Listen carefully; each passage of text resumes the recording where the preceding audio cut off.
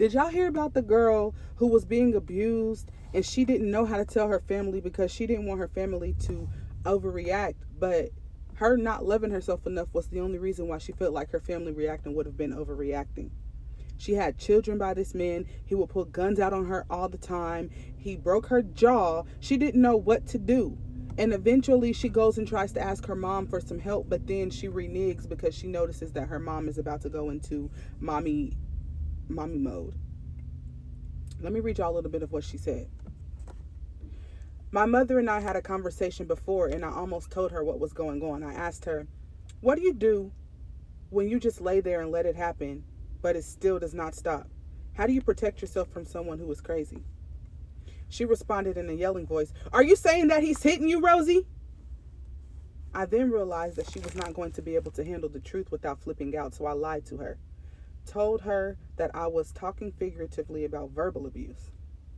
I told her not to worry about it and that I would be okay. I could see in my mother's eyes that she was bothered by the fact that her baby girl was in another abusive relationship.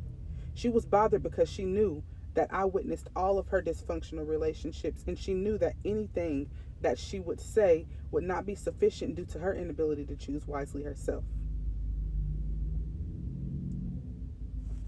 Well, she is me.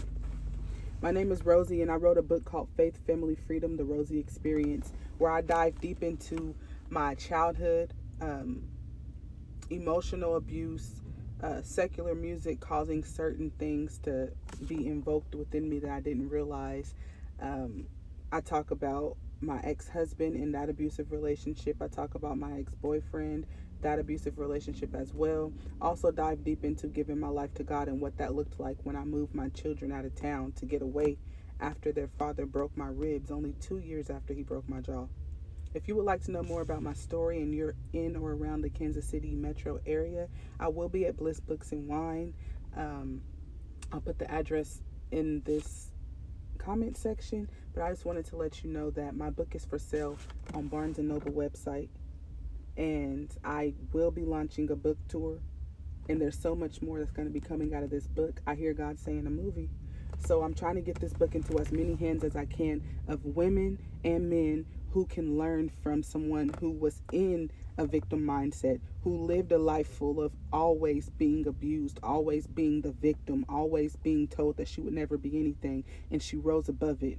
She relocated, even with her children, and she changed her life around, gave her life to God, and wrote a book about it.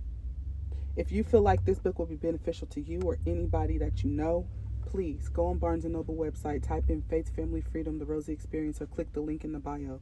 See you at my book launch party tomorrow.